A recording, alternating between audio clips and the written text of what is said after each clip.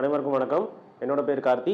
இந்த வீடியோவில் நம்ம பார்க்க போகிற டாபிக் என்ன அப்படின்னா, பிஜிடிஆர்பி எக்ஸாமுக்கு யூஸ் ஆகிற மாதிரி டாபிக்ஸ்லாம் நான் வந்து ஒரு முன்னாடி நிறையா மாதத்துக்கு முன்னாடி நான் வந்து வீடியோவை நான் பப்ளிஷ் பண்ண ஸ்டார்ட் பண்ணேன்.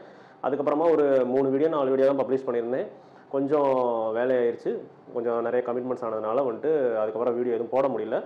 ஸோ அதுக்கப்புறம் இந்த வீடியோவில் இருந்து நான் வந்துட்டு அப்படியே கண்டினியூஸாக வந்து எலக்ட்ரோமேக்னட்டிக் தியரி இஎம்டியை பற்றி நான் வந்துட்டு வீடியோ போடலாம் அப்படின்னு சொல்லிட்டு நான் கண்டினியூஸாக வீடியோ போட போகிறேன் நான். அண்டு நீங்கள் இந்த வீடியோவை அண்டு இந்த சேனலை வந்து இப்போ தான் நீங்கள் ஃபஸ்ட் டைம் பார்க்குறீங்க அப்படின்னா, சேனலுக்கு போனீங்க அப்படின்னா இஎம்டி பிஜிடிஆர்பின்னு சொல்லி ஒரு பிளேலிஸ்ட் இருக்கும், அதை போய் அக்சஸ் பண்ணிக்கோங்க. அதில் வந்து எலக்ட்ரோமேக்னட்டிக் தியரியோட வீடியோஸ் இருக்கும். அதே சமயத்தில் வந்து டிஆர்பி வீடியோஸ்ன்னு சொல்லி நான் வந்து சில வீடியோஸ்லாம் நான் பப்ளிஷ் பண்ணியிருப்பேன். நீங்கள் எப்படி டிஆர்பிக்கு வந்து ப்ரிப்பேர் பண்ணலாம், இல்லை வந்து உங்கள் ஸ்டடி பிளான்லாம் வந்து எந்த மாதிரி இருந்தால் உங்களுக்கு கொஞ்சம் நல்லாயிருக்கும் அப்படிங்கிற மாதிரி சில வீடியோஸ்லாம் நான் பப்ளிஷ் பண்ணியிருக்கிறேன். அதை போய்ட்டு நீங்கள் போய்ட்டு ரெஃபர் பண்ணி பாருங்கள். ஓகே, இந்த வீடியோவில் நம்ம டிஸ்கஸ் பண்ண போகிற டாபிக் வந்து காஸ் லா. இது வந்து ஆக்சுவலாக பிஜிடிஆர்பியோட நியூ சிலபஸ் ரீதியாக தான் நான் வந்து வீடியோ எடுத்துகிட்டு இருக்கிறேன். நியூ சிலபஸில் நீங்கள் ஸ்டார்டிங்கில் பார்த்தீங்கன்னா கூலும்ஸ் லா இருக்கும். அதுக்கப்புறமா கூலும்ஸ் லாவை முடித்த உடனேவே நம்மளுக்கு என்ன இருக்கும் அப்படின்னு பார்த்தா cos law and it's applications அப்படின்னு இருக்கும். அதில் காஸ் லாவை நம்ம முதல் டிஸ்கஸ் பண்ணிடுவோம். அதுக்கப்புறம் அப்ளிகேஷன்ஸ் நம்மளுக்கு ஒரு 5-6 அப்ளிகேஷன்ஸ் இருக்குது. அது என்னென்னு சொல்லி ஒவ்வொன்றா நம்ம டிஸ்கஸ் பண்ணுவோம். இப்போ சரி, இப்போ காஸ் லாவில் நம்ம முதல் தெரிஞ்சுக்க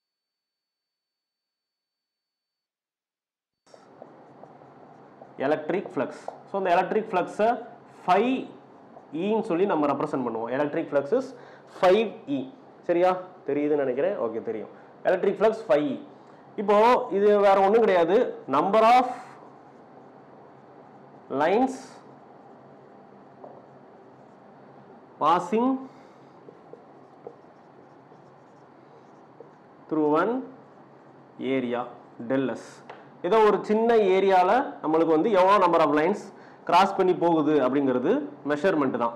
இப்போ இது நான் வந்து ஒரு ஏரியா மாதிரி நான் எடுத்துக்கிட்டேன்னா இது வந்து நம்மளுக்கு ஒரு ஏரியா எஸ். ஜஸ்ட் இது ஒரு பிளேன், இந்த பிளேனோட ஏரியாவை நான் எஸ்ன்னு எடுத்துக்கிட்டேன். இந்த பிளேனோட ஏரியாவை நான் எஸ்ன்னு எடுத்துக்கிட்டேன். இப்போ இது வந்து நம்மளுக்கு ஒரு பிக்கர் பிளேன், ஏரியாவும் நம்மளுக்கு கொஞ்சம் பெருசாக இருக்கும். இப்போ நான் இங்கே del S சொல்லி போட்டிருக்கிறேன். அப்போ del S அப்படிங்கிறது வந்து ஒரு சின்ன ஏரியாவை மட்டும் நம்ம சூஸ் பண்ணிக்கலாம், ஒரு சின்ன ஏரியா. இது வந்து நம்மளுக்கு del S. இப்போ எலக்ட்ரிக் ஃபீல்டு லைன்ஸ் நம்மளுக்கு இந்த டைரக்ஷன்ல எலக்ட்ரிக் ஃபீல்ட் லைன்ஸ் நம்மளுக்கு போயிட்டு இருந்தா, இந்த டைரக்ஷன்ல எலக்ட்ரிக் ஃபீல்ட் லைன்ஸ் நம்மளுக்கு போய்கிட்டு இருக்குது. இப்போ இந்த எலக்ட்ரிக் ஃபீல்ட் லைன்ஸ் நம்மளுக்கு இந்த ஏரியாவை கிராஸ் பண்ணி போகுது. அப்போ எலக்ட்ரிக் ஃப்ளக்ஸை நம்ம கால்குலேட் பண்றதுக்கு மேத்தமெட்டிக்கலா ஒரு ஃபார்முலா இருக்கு. 5E equals to E vector dot del S vector. E vector அப்படிங்கிறது எலக்ட்ரிக் ஃபீல்டு, del S அப்படிங்கிறது வந்து நம்மளுக்கு இந்த ஏரியா வெக்டார். இப்போ இந்த del S ஓட ஏரியா வெக்டார் நம்ம கால்குலேட் பண்றது எப்படி? அதோட சென்டர்ல இருந்து அவுட்வர்ட்ஸ் நார்மல் நம்ம வரைஞ்சோம்னா அதுதான் நம்மளுக்கு del S vector. del S vector. இதை நான் இன்னும் கொஞ்சம் எக்ஸாம்பிளோட நான் சொல்லணும்னா, இப்போ இதுதான் நம்மளுக்கு வந்து ஒரு ஏரியா அப்படின்னு சொல்லி வச்சுக்கோங்க. இப்போ இது வந்து நம்மளுக்கு ஒரு பிளேன். சரியா, இப்போ இந்த இது வந்து ஆக்சுவலா பிளேன். இப்போ இந்த பிளேனை நான் இப்படி வச்சிருக்கிறேன். எலக்ட்ரிக் ஃபீல்ட் லைன்ஸ் நான் இந்த மாதிரி நான் பாஸ் பண்ணிட்டு இருக்கிறேன். எலக்ட்ரிக் ஃபீல்ட் லைன்ஸ் வந்து என்னோட மார்க்கர்ல நிப், அதுதான் எலக்ட்ரிக் ஃபீல்ட் லைன்ஸ். இந்த மாதிரி நம்மளுக்கு எலக்ட்ரிக் ஃபீல்ட் லைன்ஸ் நம்மளுக்கு போயிட்டு இருக்கு. அப்போ இந்த பிளேன் இப்படி இருக்கு. எலக்ட்ரிக் ஃபீல்ட் லைன்ஸ் எப்படி அனுப்புறீங்க? இந்த டைரக்ஷன்ல எலக்ட்ரிக் ஃபீல்ட் லைன்ஸ் அனுப்பிச்சிட்டு இருக்கீங்க. அப்போ இந்த டைரக்ஷன்ல எலக்ட்ரிக் ஃபீல்ட் லைன்ஸ் அனுப்பிச்சிட்டு இருக்கீங்கன்னா நம்மளுக்கு வந்து எலக்ட்ரிக் ஃபீல்ட் லைன்ஸுக்கும் இந்த பிளேனுக்கும் நம்மளுக்கு என்ன ஆங்கிள் அப்படின்னா ஈஸியா கால்குலேட் பண்ணிடலாம். 90 டிகிரில நான் இந்த பிளேனை வச்சிருக்கிறேன். எலக்ட்ரிக் ஃபீல்டுக்கு இந்த பிளேன் 90 டிகிரில இருக்கு. பட் நம்மளுக்கு இங்க இருக்கிற del S வெக்டார் அப்படிங்கிறது இந்த பிளேனோட டைரக்ஷன் கிடையாது, இந்த பிளேனோட ஏரியா வெக்டார். அப்போ இந்த பிளேனோட ஏரியா வெக்டாரை நம்ம வந்து கால்குலேட் பண்றது எப்படின்னா, நீங்க இந்த பிளேன்ல சென்டர்ல இருந்து அவுட்வர்ட்ஸ் நார்மல் நீங்க வரையணும். அப்போ சென்டர்ல இருந்து அவுட்வர்ட்ஸ் நார்மல் வரைகிறப்ப எனக்கு வந்து இதுதான் சென்டர்ல இருந்து நான் அவுட்வர்ட்ஸ் நார்மல் நான் வரைஞ்சிருக்கிறேன் அப்படின்னு வச்சுக்கோங்க. அப்போ என்னோட மார்க்கரோட நிப்பு தான் வந்து இந்த பிளேனோட ஏரியாவை டினோட் பண்ணுது. அப்போ இப்போ நான் இப்படி வச்சிருக்கிறப்ப இந்த பிளேனோட ஏரியா நம்மளுக்கு இந்த டைரக்ஷன்ல இருக்கு. அப்படியே நான் வந்து இந்த பிளேனை நான் அப்படியே ரொட்டேட் பண்ணேன் அப்படின்னா அந்த ஏரியா வெக்டரும் சேர்ந்து நான் ரொட்டேட் பண்றதுக்கு ஏற்ற மாதிரி எனக்கு அப்படி சுத்தும். அப்போ நான் எலக்ட்ரிக் ஃபீல்ட் லைன்ஸை இப்படி நான் பாஸ் பண்ணிட்டு இருந்தேன்னா, அப்போ இப்படி பாஸ் பண்ணிட்டு இருக்கிறப்ப பிளேன் எனக்கு 90 டிகிரில இருக்கு. ஆனா இந்த ஏரியா வெக்டர் எப்படி இருக்கு? இந்த which is along the electric field. Electric ஃபீல்டோட டைரக்ஷன்லயே தான் நம்மளுக்கு இந்த பிளேன் வெக்டாரும் நம்மளுக்கு ஏரியா வெக்டார். அப்போ E வெக்டார் இந்த வெக்டார் நம்மளுக்கு ஃப்ளக்ஸ் என்ன வரும்? இது நம்மளுக்கு முதல்ல என்ன ஃபார்முலா? A வெக்டார்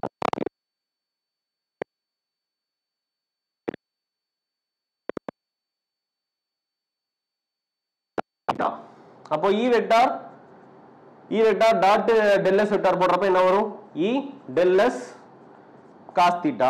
இப்ப cos theta நமக்கு என்ன வந்துச்சு இப்படி வச்சு பார்க்கறப்ப 0 டிகிரி வந்துச்சா del s வெக்டார் இதே டைரக்ஷன் எலக்ட்ரிக் ஃபீல்ட் அதே டைரக்ஷன் அப்பனா நமக்கு என்ன வரும் E del s னு வரும் ஏனா நமக்கு cos 0 டிகிரி equals to 1 னு சொல்லி ஆயிரும் அப்ப மீதி என்ன இருக்குன்னு பார்த்தா E del s மட்டும் இருக்கு அப்ப இதுதான் நமக்கு என்னது அப்படினு பார்த்தா 5E ஆக்சுவலா பார்த்தா நான் வந்து ஒரே ஒரு மிஸ்டேக் மட்டும் பண்ணிட்டேன் மிஸ்டேக் மட்டும் கிடையாது இப்போ எலக்ட்ரிக் ஃப்ளக்ஸ் நம்ம த்ரூ ஸ்மால் ஏரியா தான் நம்ம கால்குலேட் பண்ணிருக்கோம் டோட்டல் எலக்ட்ரிக் ஃப்ளக்ஸ் நம்ம கால்குலேட் பண்ணல த்ரூ ஸ்மால் ஏரியா அப்படிங்கறப்ப இதையுமே நான் வந்து ஸ்மால் ஃப்ளக்ஸ் d5e அப்படின்னு எடுத்துக்கிட்டேன் அப்போ இந்த ஒரு ஏரியால இந்த சின்ன ஏரியால எனக்கு இருக்கக்கூடிய எலக்ட்ரிக் ஃப்ளக்ஸ் என்ன வருதுன்னு பார்த்தா d5e = E del s அப்படின்னு வருது அப்ப E del s இப்போ நான் டோட்டல் ஃப்ளக்ஸ் கால்குலேட் பண்ணனும் 5e டோட்டல் ஃப்ளக்ஸ் நான் கால்குலேட் பண்ணனும்னா we had to integrate small flux அப்போ d5e நம்ம இன்டகிரேட் பண்ண போறோம் இன்டகிரேஷன்ல நமக்கு என்ன இருக்குன்னு பார்த்தா E del s மட்டும் இருக்கு எலக்ட்ரிக் ஃபீல்ட் கான்ஸ்டன்ட்டா இருந்தா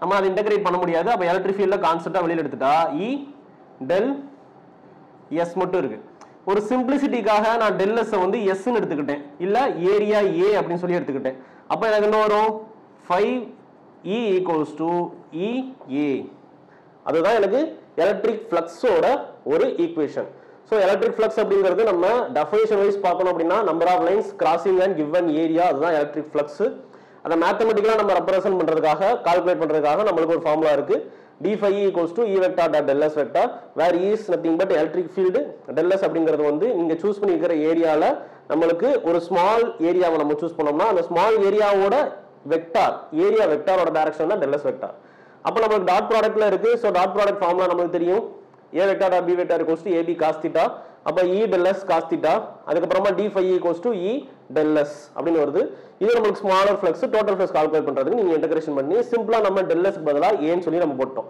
இந்த del s க்கு பதிலா நான் இங்க a ன்னு சொல்லி போட்டுருக்கேன் இப்போ நான் அடுத்து வந்து ஒரு எக்ஸாம்பிளோட நான் சொல்லி போடுறேன் del s க்கு பதிலா நம்ம என்ன சப்ஸ்டிட்யூட் பண்ணனும் அப்படிங்கறத நான் வந்து சொல்லி போடுறேன் அண்ட் இதுல ஒரு நோட் பண்ண வேண்டிய ஒரு விஷயம் என்ன அப்படினா இப்போ நீங்க ஆக்சுவலா காஸ் லாவை யூஸ் பண்ணி நீங்க என்ன கண்டுபிடிக்க போறீங்கன்னா அப்ளிகேஷன்ல நம்ம என்ன கண்டுபிடிப்போம்னா எலக்ட்ரிக் ஃபீல்ட் தான் நம்ம கண்டுபிடிப்போம் சரி ஓகே எலக்ட்ரிக் ஃபீல்டுக்கு நமக்கு ஏற்கனவே ஒரு ஃபார்முலாலாம் இருக்குதுல எலக்ட்ரிக் ஃபீல்ட் ஈக்குவல்ஸ் டு இந்த ஃபார்முலா நமக்கு இருக்கா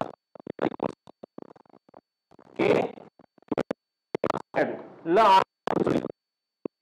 இந்த ஃபார்முலா தான் ஏற்கனவே இருக்கு அப்புறம் நமக்கு தேவையில்லாம நமக்கு வந்து இந்த காஸ் லாவோட ஃபார்முலாவை நம்ம யூஸ் பண்ணணும் அப்படினா நீங்க இதுல இருந்து இந்த இடத்துல இருந்து நம்ம வந்து ஒரு டிஃபரன்ஸ் கண்டுபிடிக்கலாம் இதுக்கும் இப்போ A vector dot B vector போடுறப்ப நமக்கு AB cos theta ன்னு வருது எப்பயுமே நமக்கு வந்து 11th லே டாட் ப்ராடக்ட்ல இது நீங்க நடத்துறப்பவே வந்து உங்களுக்கு தெரிஞ்சிருக்கும் ரெண்டு வெக்டார்ஸை நீங்க டாட் ப்ராடக்ட் பண்றீங்கன்னா நமக்கு கிடைக்கக்கூடிய ஆன்சர் நமக்கு ஒரு ஸ்கேலாரா தான் இருக்கும் அதே ரெண்டு வெக்டார்ஸை நீங்க வந்து கிராஸ் ப்ராடக்ட் பண்ணீங்க அப்படினா தான் உங்களுக்கு கிடைக்கிற ஆன்சரும் நம்மளும் வெக்டாரா இருக்கும் அப்ப நான் என்ன பண்றேன் ரெண்டு வெக்டாரை நான் டாட் ப்ராடக்ட் தான் பண்றேன் E vector dot del s vector இது ஒரு வெக்டார் இது ஒரு வெக்டார் அப்ப ரெண்டுத்தையும் டாட் ப்ராடக்ட் பண்றப்ப எனக்கு கிடைக்கிற ஆன்சர் எப்படி இருக்கும்னா எனக்கு ஒரு ஸ்கேலார் குவாண்டிட்டியா இருக்கும் so which represents phi is nothing but a scalar quantity electric ஃப்ளக்ஸ்ங்கிறது ஒரு ஸ்கேலார் குவாண்டிட்டி இதுதான் நமக்கு பெரிய டிஃபரன்ஸ் இதை யூஸ் பண்றதுக்கு அப்போ ஒரு வெக்டார் குவாண்டிட்டி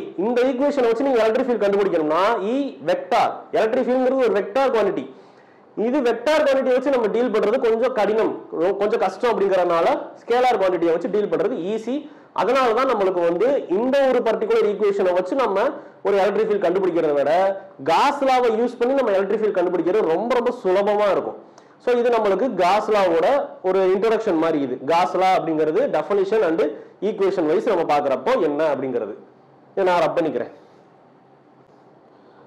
இப்போ ஃப்ளக்ஸை வந்து நம்ம வந்து ரெண்டா நம்ம வந்து ஸ்ப்ளிட் பண்றோம் ஒன்னு என்னன்னா ஃப்ளக்ஸை கால்குலேட் பண்றது நமக்கு முதல்ல எப்படி கால்குலேட் பண்ண போறோம்னா with respect to plane of தி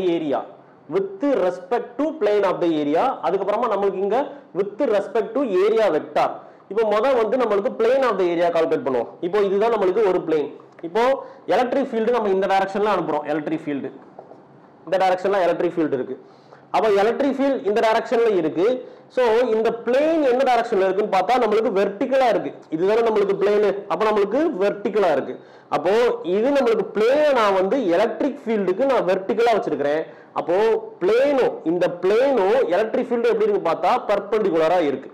அப்போ பெர்பெண்டிகுலரா இருக்கப்போ ஃப்ளக்ஸை எப்படி கால்குலேட் பண்ணலாம்? நம்மளோட ஃபார்முலா என்ன? ஃபார்முலா வந்து நம்மளுக்கு phi E equals to EA cos theta அப்படின்னு வரும். இங்க நம்மளுக்கு வந்து இது வந்து ஆக்சுவலா ஏங்கிறது நம்ம டெல் எஸ் ன்னு சொல்லி போட்டிருப்போம். அது வந்து நம்மளுக்கு ஒரு ஸ்மால் ஏரியா மட்டும் சூஸ் பண்ணீங்கன்னா டெல் எஸ் ன்னு சொல்லி போடுவீங்க. நான் மொத்த ஏரியாவை சூஸ் பண்ணிட்டா நீங்க ஸ்ட்ரைட்டா ஏன்னு சொல்லி போட்டுக்கலாம். இப்போ இந்த தீட்டாங்கிறது எலக்ட்ரிக் ஃபீல்டுக்கும் ஏரியாவுக்கும் நம்மளுக்கு இருக்கிற ஒரு ஆங்கிள். இப்போ நான் என்ன சொல்லியிருக்கிறேன், இந்த ஏரியாவோட இந்த பிளேனோட ஏரியா வெக்டார் தான் நம்மளுக்கு இங்க ஏன்னு சொல்லி இருக்கு. அப்பனா நம்மளுக்கு இந்த மாதிரி நம்ம வைப்போமா, இந்த மாதிரி வச்சா நம்மளுக்கு இந்த பிளேனோட டைரக்ஷன் எப்படி இருக்குன்னா இந்த பக்கமா இருக்கு. எலக்ட்ரிக் ஃபீல்ட் எந்த டைரக்ஷன்ல இருக்கு அது இந்த பக்கமா இருக்கு. அப்ப நம்மளுக்கு தீட்டா என்ன 0 டிகிரி. அப்ப ஃப்ளக்ஸ்ங்கிறது நம்மளுக்கு EA. இதுதான் நம்மளுக்கு மேக்ஸிமம் கண்டிஷன். Maximum condition. அடுத்தது நான் என்ன பண்றேன், இந்த பிளேனை நான் வந்து ஆக்சுவலா இது வந்து ஃபர்ஸ்ட் பாயிண்ட் எப்படி இருந்துச்சு நம்மளுக்கு, ஃபர்ஸ்ட் பாயிண்ட் வந்து நம்மளுக்கு plane is perpendicular to E vector. அதாவது பிளேனுங்கிறது எலக்ட்ரிக் ஃபீல்டுக்கு பெர்பெண்டிகுலரா வச்சிருந்தேன். இந்த பிளேனை எலக்ட்ரிக் ஃபீல்டுக்கு பெர்பெண்டிகுலரா வச்சிருந்தோம், பார்த்தாலே தெரியுது. இப்போ இந்த பிளேனை நான் என்ன பண்றேன், எலக்ட்ரிக் ஃபீல்டுக்கு பேரலலா நான் வைக்க போறேன். பேரலலா எப்படி இருக்கும், அப்படி நம்ம இப்படி வைக்கிற மாதிரி. எலக்ட்ரிக் ஃபீல்டு இந்த டைரக்ஷன்ல இருக்கு, பிளேனுமே நம்மளுக்கு இப்படியே தான் இருக்கு. இந்த டைரக்ஷன்லயே தான் எலக்ட்ரிக் ஃபீல்டு இருக்கு, இந்த டைரக்ஷன்லயே தான் பிளேன் இருக்கு. அப்போ நம்மளுக்கு பிளேன் நம்மளுக்கு இப்ப பேரலலா இருக்கு. Plane is parallel to electric field. அப்போ parallel அந்த பிளேனை வச்சிருக்கிறேன். இந்த பிளேனோட இந்த ஏரியா வெக்டார் எந்த டைரக்ஷன்ல இருக்கும், அப்படியே நடுவுல இந்த டைரக்ஷன்ல இருக்கும். அப்ப நம்மளுக்கு அப்வர்ட்ஸா இருக்கு.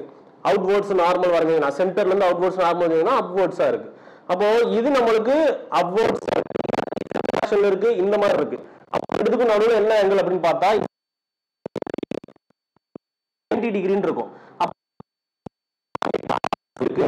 அப்போ cos 90 டிகிரின்னு சொல்லி போட்டீங்கன்னா கம்ப்ளீட்டா 0 ஆயிரும். அப்போ இந்த கண்டிஷன்ல முடிஞ்சது. இதை நீங்க லாஜிக் வைஸே நீங்க கண்டுபிடிச்சிடலாம். அதாவது இப்போ இதுதான் நம்மளுக்கு ஒரு கதவுன்னு வச்சுக்கோங்க, இது ஒரு கதவு. இந்த கதவை நீங்க இப்படி வச்சாதான் எலக்ட்ரிக் ஃபீல்ட் லைன்ஸ் உள்ள போய் நம்மளுக்கு வெளியில வர முடியும். இப்போ இப்படி வைக்கிறீங்க அப்படின்னா எலக்ட்ரிக் ஃபீல்ட் லைன்ஸ் ஸ்ட்ரைட்டா தான் போகும். இப்படி போய் ஒரு பெண்ட் ஆயினா நம்மளுக்கு வராது. எலக்ட்ரிக் ஃபீல்ட் லைன்ஸ் டிராவல்ஸ் இன் ஸ்ட்ரைட் லைன் அப்படிதான் தெரியும். அப்போ நம்மளுக்கு இப்படி வச்சாதான் எலக்ட்ரிக் ஃபீல்ட் லைன்ஸ் உள்ள போயிட்டு நம்மளுக்கு வெளியில வர முடியும்.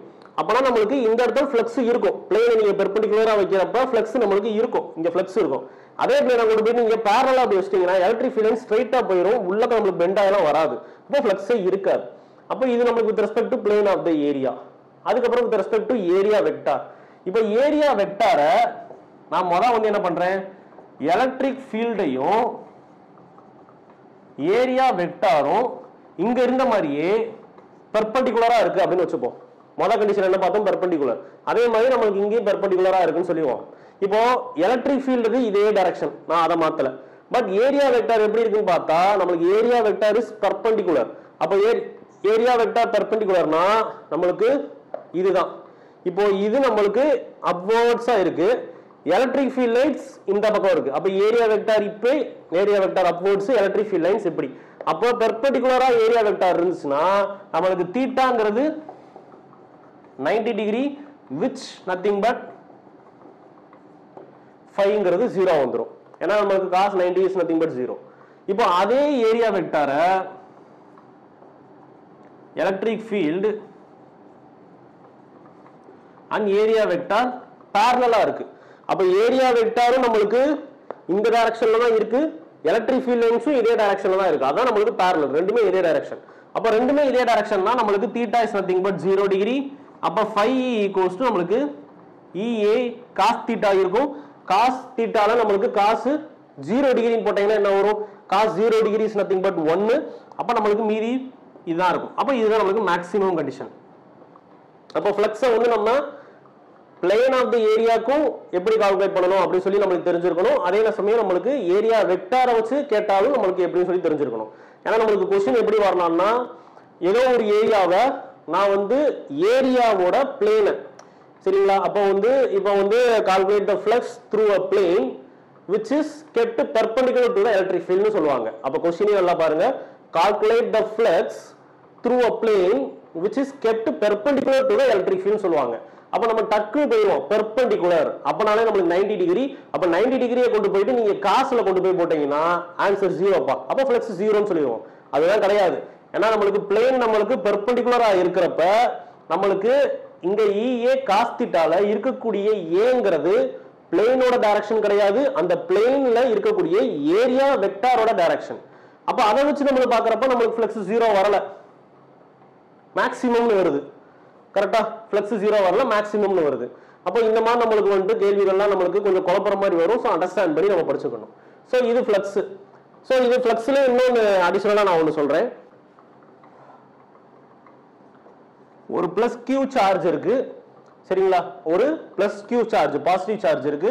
இந்த பாசிட்டிவ் சார்ஜ்னால இருக்கக்கூடிய எலக்ட்ரிக் ஃப்ளக்ஸை நம்ம வந்து கால்குலேட் பண்ண போறோம். அப்போ எலக்ட்ரிக் ஃப்ளக்ஸுக்கு நம்ம என்ன பண்ணணும்னா, ஒரு சார்ஜ்னால எலக்ட்ரிக் ஃப்ளக்ஸ் நம்ம கால்குலேட் பண்ணணும்னா அந்த சார்ஜை ஃபர்ஸ்ட் நம்ம ஒரு நோன் சர்ஃபேஸ்ல, ஒரு தெரிஞ்ச சர்ஃபேஸ்ல நம்ம வந்து என்க்ளோஸ் பண்ணணும். அப்ப நான் வந்து ஒரு சார்ஜை நான் வந்து ஒரு ஸ்பெரிக்கல் சர்ஃபேஸுக்குள்ள நான் என்க்ளோஸ் பண்றேன். அதாவது அந்த ஸ்பியருக்குள்ள அந்த சார்ஜ் இருக்கிற மாதிரி நான் வந்து ஒரு ஸ்ட்ரக்சரை நான் மேக் பண்ணிக்கிறேன். இந்த ஸ்பியர் நான் வந்து நானா தான் கிரியேட் பண்ணேன். அப்போ இதை பேர் நம்ம என்ன சொல்லலாம், இமேஜினரி சர்ஃபேஸ் அப்படின்னு சொல்லலாம். இதை தான் நம்ம இமேஜினரி காஷியன் சர்ஃபேஸ்னு சொல்லுவோம். சரிங்களா? அப்போ ஒரு சார்ஜுக்கு நீங்க ஃப்ளக்ஸ் கண்டுபிடிக்கணும்னா ஃபர்ஸ்ட் ஸ்டெப்பே நீங்க ஒரு இமேஜினரியான ஒரு சர்ஃபேஸை நீங்க கிரியேட் பண்ணணும். நான் இங்க ஸ்பெரிக்கல் ஷேப்பை நான் கிரியேட் பண்ணிருக்கிறேன். இப்போ நான் என்ன பண்ண போறேன்னா, சார்ஜ் பிளஸ் கியூ சார்ஜ்னால எலக்ட்ரிக் ஃபீல்ட் எப்படி இருக்கும், அவுட்வர்ட்ஸா இருக்கும். பாயிண்ட்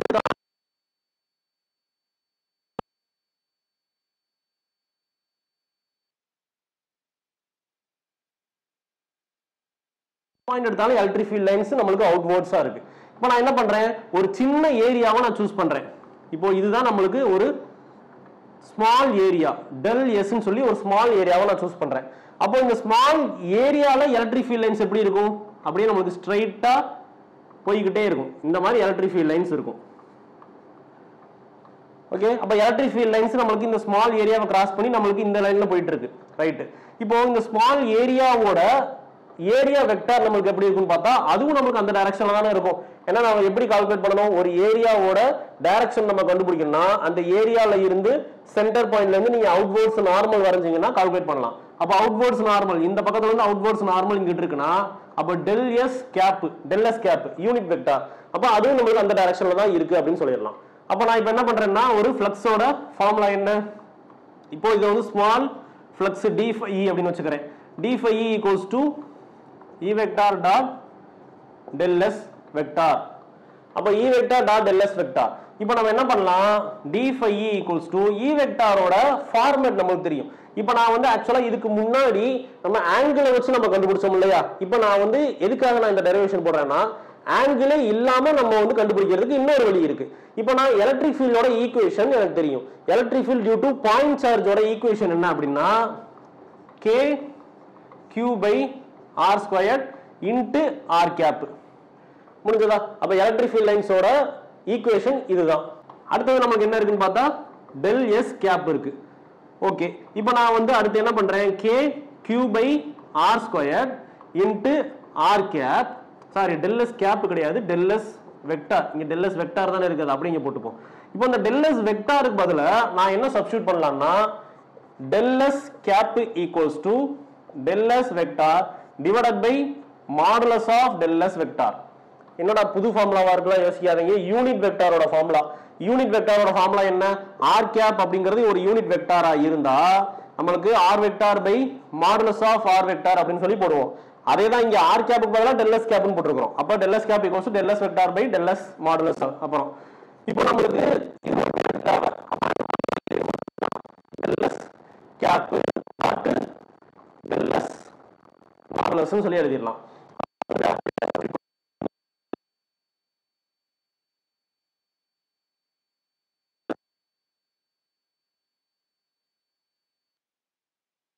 இப்போ இந்த modulus of del s vector அப்படிங்கிறது வேற ஒண்ணும் இல்ல, ஒரு வெக்டாருக்கு நீங்க மாடுலஸ் எடுத்தீங்கன்னா அது ஸ்கேலாரு, அதனால நீங்க சிம்பிளி அதை del s ன்னு சொல்லி நீங்க எடுத்துக்கலாம். சரியா? ஓகே, முடிஞ்சது.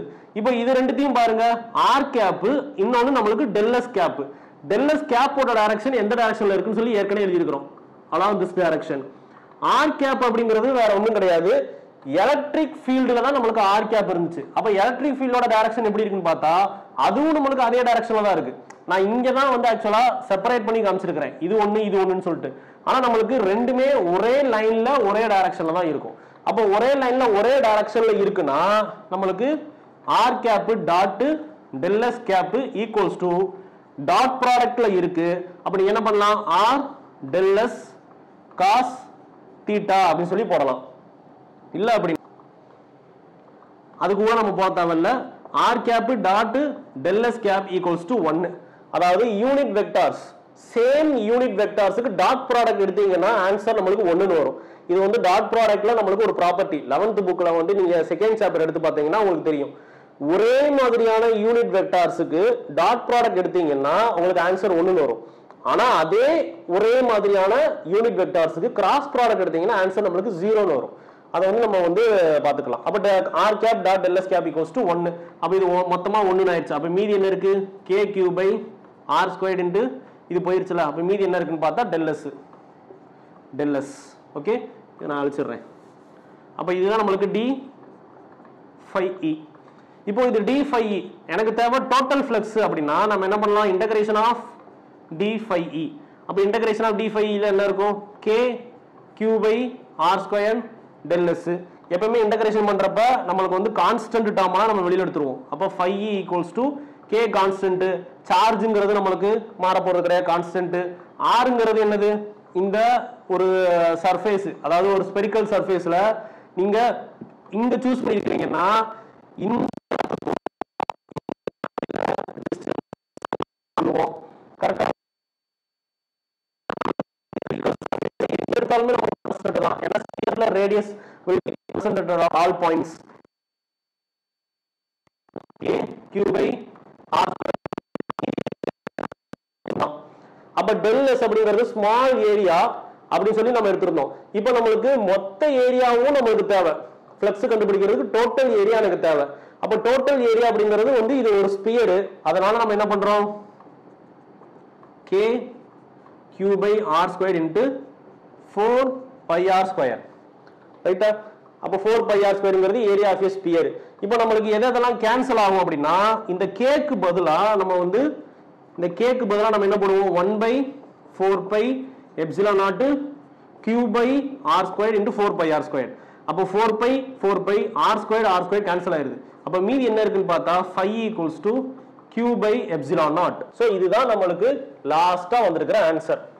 இதை நம்ம ஒரு மொட்டை மனப்பாடம் பண்ணிட்டு போகாம அப்படி நம்ம அண்டர்ஸ்டாண்ட் பண்ணி நம்ம படிச்சோம்னா ஈஸியா இருக்கும். அப்ப கடைசியா நம்மளுக்கு காஸ் லாவை வச்சு நம்ம ஃப்ளக்ஸ் கண்டுபிடிச்சது நமக்கு என்ன வருது, q by epsilon naught அப்படின்னு சொல்லி வருது. அப்போ இதுதான் நம்மளுக்கு ஆன்சர். இதுதான் நம்மளுக்கு காஸ் லா, வேற ஒண்ணும் கிடையாது. இதுதான் நம்மளுக்கு காஸ் லா. அப்போ ஏற்கனவே நம்மளுக்கு phi க்கு ஒரு ஈக்குவேஷன் இருக்கு. phi equals to e vector dot a vector இல்ல dA வெக்டார் இல்ல del s வெக்டார் எது வேணாலும் போட்டுக்கலாம், equals to q by epsilon naught. Okay, இப்போ இங்க இருக்கிற q இங்க இருக்கிற q க்கு நம்மளுக்கு ஒரு ஸ்பெஷாலிட்டி என்னன்னா q enclosedனு. அதாவது q enclosedனா வேற ஒண்ணும் கிடையாது, நீங்க வந்து ஒரு ஸ்பெரிக்கல் சர்ஃபேஸ் கிரியேட் பண்ணீங்க பாத்தீங்களா, அந்த ஸ்பெரிக்கல் சர்ஃபேஸ்க்கு உள்ளக்க நம்மளுக்கு அந்த சார்ஜ் இருக்கணும். அப்ப சார்ஜை என்க்ளோஸ் பண்ணிருக்கணும் அந்த சர்ஃபேஸ். அந்த ஸ்பெரிக்கல் சர்ஃபேஸை தாண்டி நம்மளுக்கு வெளியில ஏதாவது சார்ஜஸ் எல்லாம் இருந்தா you cannot calculate the flux using the Gauss law. அப்ப நம்மளுக்கு ஆக்சுவலா Gauss law யூஸ் பண்ணணும்னா நம்மளுக்கு என்ன பண்ணணும், அந்த சார்ஜை என்க்ளோஸ் பண்ற மாதிரி ஒரு surface you have to create. அதான் நான் சொன்னேன், இமேஜினரியான ஒரு சர்ஃபேஸ், அதுக்கு பேரு இமேஜினரி காஷியன் சர்ஃபேஸ் அப்படின்னு சொல்லி நான் சொல்லியிருந்தேன். சரியா? அப்போ வந்து இது நம்மளுக்கு Gauss law. இந்த Gauss lawவோட நோட்ஸ் எல்லாம் நீங்க எடுத்து வச்சுக்கோங்க. அதுக்கப்புறம் Gauss lawல இருக்கக்கூடிய ஒரு முக்கியமான டேர்ம்ஸ் கிடையாது, ஒரு முக்கியமான ஒரு பாயிண்ட். அந்த முக்கியமான point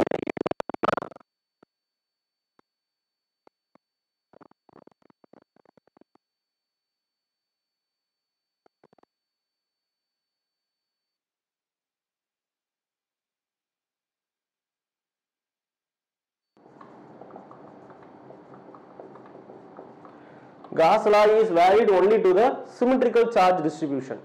This symmetrical charge distribution அது ஆக்சுவலா வந்து நம்மளுக்கு சார்ஜ் டிஸ்ட்ரிபியூஷன் அப்படிங்கிறது நம்மளுக்கு 3 டைப்ஸா இருக்கு.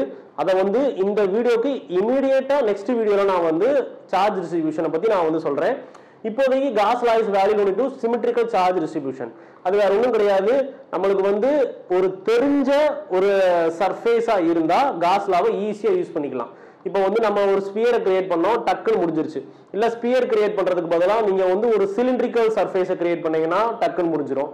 இல்லைன்னா வந்து ஒரு பாயிண்ட் சார்ஜுக்கு ஸ்பியர், ஆமா கிட்டத்தட்ட 2 தான் வரும். ஒரு ஸ்பெரிக்கல் சர்ஃபேஸ், ஸ்பெரிக்கல் சர்ஃபேஸை தாண்டி நம்மளுக்கு சிலிண்டர், அந்த மாதிரி ஒரு தெரிஞ்ச ஷேப்பா இருந்தா you can calculate the electric field using cos law very easily.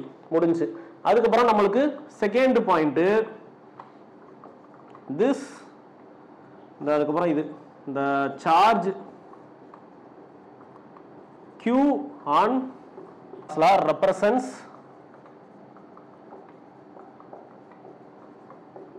the total charge